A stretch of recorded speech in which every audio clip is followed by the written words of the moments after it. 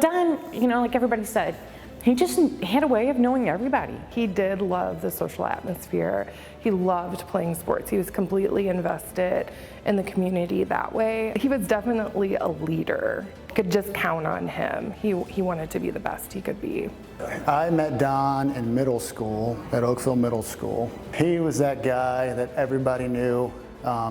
Everybody wanted to be around. But my father passed away junior year going into senior year, and Don was the first person I called.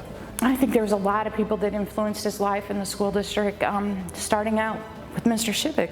He was a natural born leader, and he was one of those kids that everybody kind of gravitated to. It wasn't surprising when he called me up when I was in college to tell me that he enlisted. And I know his character was always somebody who would step in when times got bad. When he came out of boot camp, he was kind of a different kiddo. Like, he came out and he was not only gung-ho about the military, but he was picking up books to read and like talking to me about things that he was learning and doing. And it was, I feel like boot camp and just the military in general for Don was actually super good. It made him an even more well-rounded person. During boot camp, they had talked to him if he was willing to try out for the Presidential Security Services. He started to apply for it, and he had to go through some training, and then he had to have Secret Service background checks, and so then he was selected.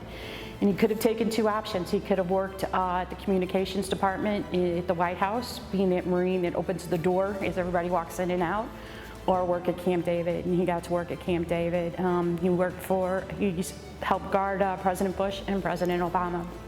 So when he found out his assignment, it was to a unit that was not going to deploy before he would get out of the Marine Corps.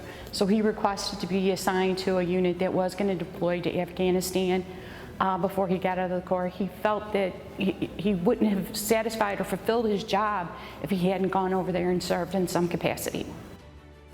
The scholarship was started by my former boss, and at this banquet he announced that he was going to start a scholarship in Don's name. And then Mike kind of had the same idea of, let's do a golf tournament in Don's memory. So that was our start to kind of build on the scholarship that was already started. I go towards children of Navy and Marine Corps corpsmen. So if there's a local Navy or Marine and they have a kid going to college, they could apply for a scholarship in his name. It is a testament to Don that I think this year we sold out the golf tournament within a week. We've done very well raising money for the scholarship. I think we're about $25,000 a year profit that goes to the Marine Corps. I think it's beautiful. And like I said, it's just, he keeps touching people. And that is a beautiful tribute to him, to having passed away a while ago now, and everybody's still feeling the impact. And when I raise my kids, I think, how do I want to raise my kids? I wanted them, my son, to emulate him, be respectful, be funny, be passionate, and I want my daughter to marry a guy like Don. So I still think about him every day when it comes to that, how to raise my kids, and I think that is really impactful. His legacy goes beyond him, and I think whenever someone talks about Don, they don't talk about his accolades in sports or in the military. They talk about him as a person and how he made other people feel, and that is extremely heartwarming. The person he was, and the things he did, the things he was able to accomplish at such a young age.